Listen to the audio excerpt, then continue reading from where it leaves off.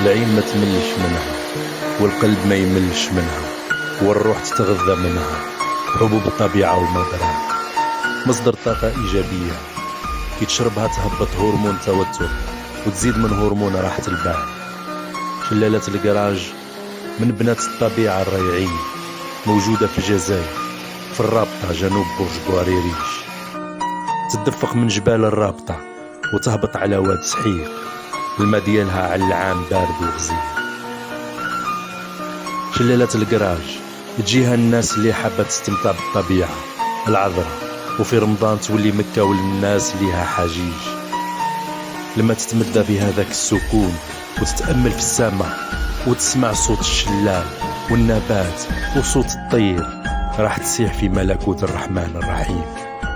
ولما تغسل في الشلال والشجر دايرين بيك وتريح وتتظلل بالصخور المغطية بالزهور والحشيش، العصاب تركح والنفسية تطيب. صحيح انه راح تلقى مشقة باش توصل شلالات الرابطة، لما تزورها لازم تركن سيارتك على بعد 4 كيلومترات، بصح راح تتمتع بروندوني سهل وسعيد.